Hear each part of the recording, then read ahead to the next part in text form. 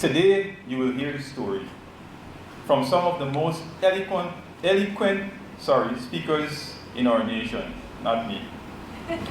By way of opening remarks, I must tell you that the establishment of this institute within the Guyana Defense Force reflects the government's commitment to ensuring that our joint services officers and their civilian counterparts are equipped with the necessary skills and knowledge to effectively address the multifaceted security challenges of this contemporary environment.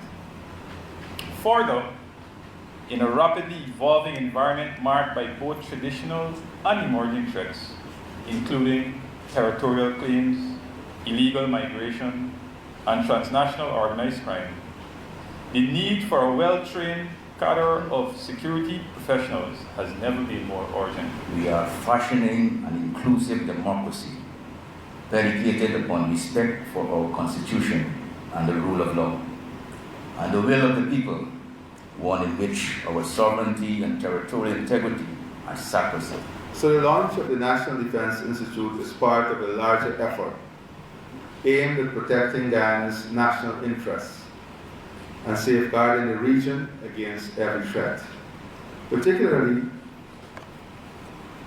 the safeguarding of our sovereignty and territorial integrity. From the moment we gained independence, we were subject to threats to our territorial integrity. These challenges have demanded a continuous focus on the defense of our nation. Defense is no longer an option.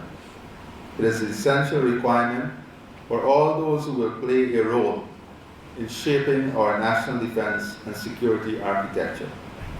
It is essential that we equip our leaders with the knowledge and skills necessary to address threats and challenges to national defense. The threats are no longer confined to traditional threats. They now incorporate a range of threats capable of undermining our sovereignty and national security. The threats we face today are not limited to the conventional challenges of border disputes and territorial incursions.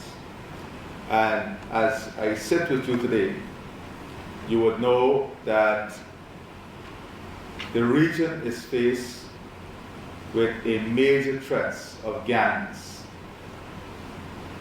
the movement of gangs, and I'll address that in a little. And because we have not, as a region, strategically and in an analytical way, study migration and the movement of people, and disaggregate who are moving and for what reason they are moving, we have not been able to strategically determine from the criminal network and the criminal enterprise what gang and which gangs are operating within our region and our country.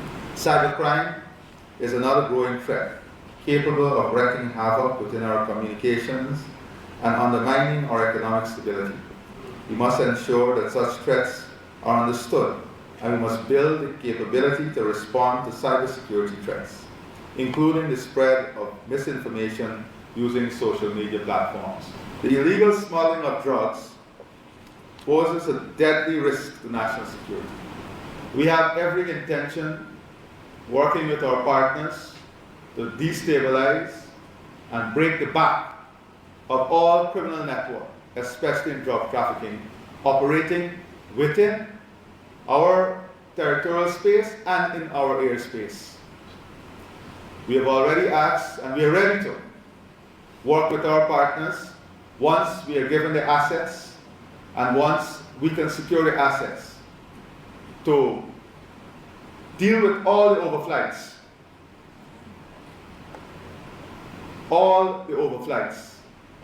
that are passing over our airspace.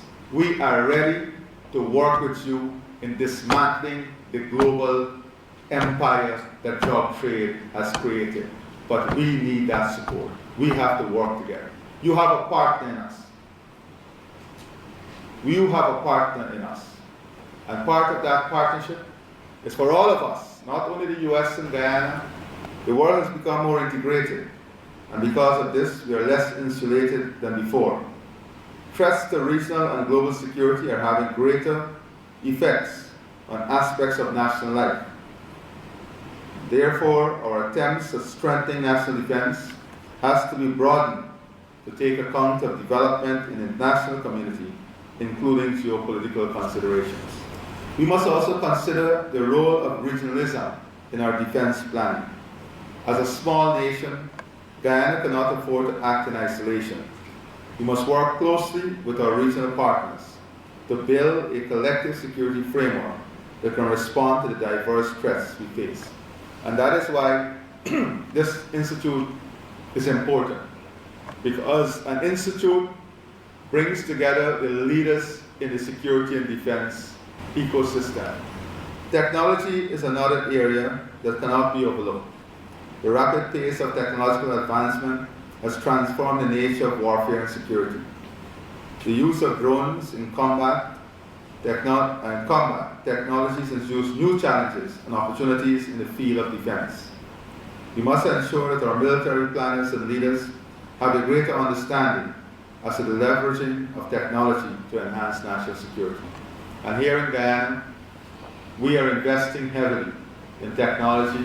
The Western Hemisphere, together as a body, has different challenges from the rest of the world. And the threats to the Western Hemisphere comes also from different areas and different players. And we have to understand who those players are, what are the technologies utilized by those players, and how our technological platform can position us to mitigate the threats that those players and their technology may have, and the impact it may have on us. Defense diplomacy requires hard and persistent diplomatic efforts. Our foreign service too requires our recommendations and support for the continuous work in helping to promote defense cooperation and solidarity from the international community. In this regard, we welcome the recent statement emanating from the Commonwealth Ministerial Group on Guyana. Given all of these development and threats, defense studies can no longer be confined to the narrow parameters of military tactics and strategies. It must be embraced, dealing with a wide range of issues, including geopolitics, regionalism, economics, technology, and even migration. Our defense leaders must be equipped with a deep understanding of the global landscape, the shifting alliances, and emerging challenges that can impact the national defense and national security. As I said before, our vision for this institute is not limited to the borders of Guyana. We aim for it to become the region's premier institution for defense studies, attracting talent and expertise from across the Caribbean. The institute will have a regional and international focus, because part of what we'll be doing is to bring together, to analyze continuously what is happening internationally in the region, so it will have a very strong regional and international focus.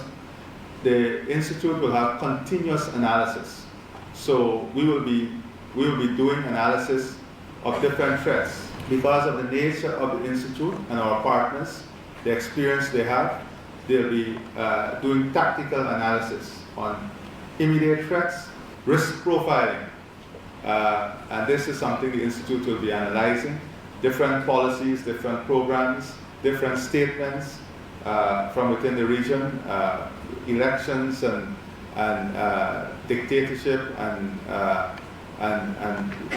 not respecting the rule of law, and so from the elections, process of verification, all of those risk profiles will be analyzed by the institute. The institute have already reached out to many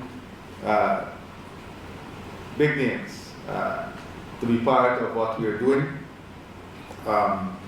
So for example, on the faculty, you will have former presidents, you'll have former generals, former chiefs, former secretary of state, former secretaries, former members of academia, and members of the academia, diplomats. All of these persons will be part of the resource that the institute will be tapping into.